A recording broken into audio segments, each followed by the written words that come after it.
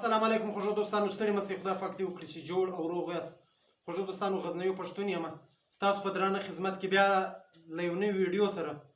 خوږو دوستانو، زما د نن د ویډیو ټاپک یا موضوع ده مسافر. او دوستانو، هغه مسافر چې یا خو د مجبورۍ له کبله غټو ښارونو له ځي، د مزدورۍ لپاره هلته مزدوري کوي.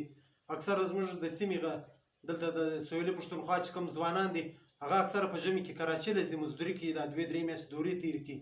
او یا خدای مه کړه د چا په کور کې رنځوران وي، هغه هم غټو ښارونو له ځي، د اسلام آباد له ځي یا کراچۍ له ځي د علاج په خاطر، هلته علاج کوي. نو دوستانو، خدای پاک دې وکړي که په مزدورۍ پسې تاسو ځئ چې په خیر خیریت ورسېږئ او ډکې منګولې خپلې مور او پلار له بېرته روغ رمټ راسئ. او که ستاسو مریضان دي، خدای پاک دې وکړي چې علاج یې صحیح وسي او روغ صحت خدای پاک ورکړي، بېرته روغ رمټ تاسو له راسي.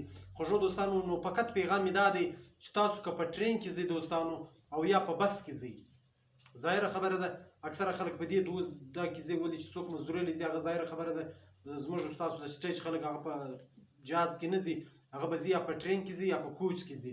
نو خوږو دوستانو، یو شي ته ستاسو پام راګرځوم دوستانو. که تاسو اسلام آباد له ځئ، که لاهور له ځئ، که کراچۍ له ځئ، هر ځای له چې ځئ دوستانو، دلته په هوټلانو کې چې کوم تاسو ته ډوډۍ درکول کېږي دوستانو، هغه خو نه د هغې ریټ مناسب وي او نه معیار د خوراک معیاري خانه نه وي، معیاري خوراک نه وي هلته دوستانو کوم چې تاسو غواړئ. نو دوستانو، تاسو داسې چم کوئ چې که تاسو هر غټ لرې ښار له ځئ، که په مزدورۍ پسې ځئ یا خدای مه کړه ناجوړه مریض در سره وي، نو دوستانو تاسو چې څه وخت د کوره څخه ځئ، دلې ډیګ پخوئ.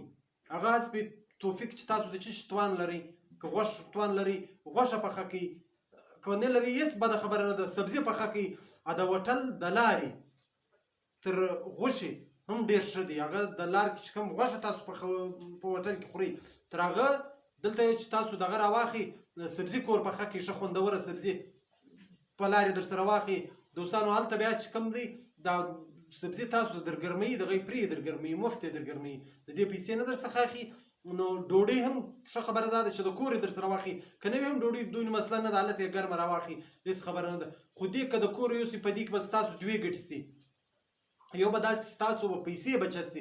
پیسې معنا داسې درته وایم دوستانو، تاسو په لاین کې په هوټلانو کې ډوډۍ خوړلې وي دوستانو، هغه که د کراچۍ لاین وي یا نور د پاکستان د غټو ښارو لاینونه وي، پر لاین چې ځئ دا داسې کیسه وي دوستانو، کوم ډریوران چې دی د کوچ یا د کوچ خاوند دی یا د کوچ کلینډر دی او یا د ډریور دی، دوی داسې کوي هر ځای ما دا لیدلي دوستانو. زه اسلام آباد له تللی یم، لاهور له تللی یم، کراچۍ له تللی یم، پر دې ګردو لارو باندې پېښور له تللی یم، پر هر لار چې ځي د دوی داسې سیسټم دی دوستانو، د ډریور لپاره یو جلا کوټه جوړه کړې ده، جلا خونه جوړه کړې ده.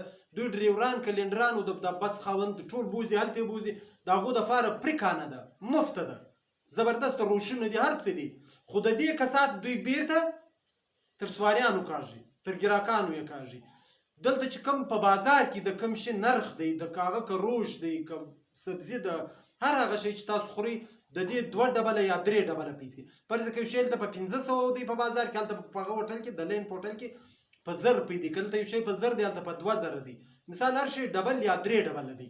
نو دوستانو، تاسو داسې کوئ چې که په سفر ځئ، کور یو شی پخوئ، هغه که سبزي وي که غوښه وي، پخوئ یې، در سره اخلئ یې په لارې، هلته یې په لارې ګرموئ، خورئ یې. نو دوستانو، داسې به ستاسو د پیسو بچت هم وسي، بلکې د کور تاسو ته معلومیږي چې د کور خوراک څنګه وي.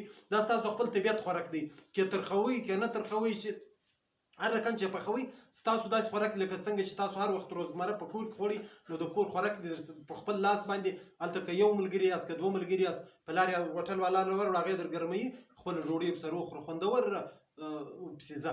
نو دوستانو، دا پیغام یې و. خدای پاک دې وکړي چې تاسو دا زما پر خبره عمل وکړئ دوستانو، ځکه چې ګټه ستاسو ده. نو هر وخت چې ځئ، هر ځای چې په سفر ځئ، اول وار دا کوشش کوئ چې د ډوډۍ بندوبست دلته کور لا کوئ. صحیح دی؟ ما درته وکړم د غوښې وس درلودی، غوښه پخوئ، په یو ورځ نه خرابېږي. که د ګرمۍ په موسم کې تاسو ځئ یا د یخ په موسم کې ځئ، هېڅ مسله نه ده، په یو ورځ نه خرابېږي. او دغه هم داسې نه دي چې تاسو ته په هغه ساعت کې تیاره کړې ده د هوټل، هغه هم د ورځو د شپو پرتې هلته. نو هم به د ګران نرخه به چاوسي او هم به معیاري کانه وي، معیاري خوراک به وي ستاسو. دوستانو تر راتلونکي ویډیو مو پر لوی او بخښونکي خدای سپارم. په مخه مو ښه، کور مو ودان، ژوندي اوسئ. مننه.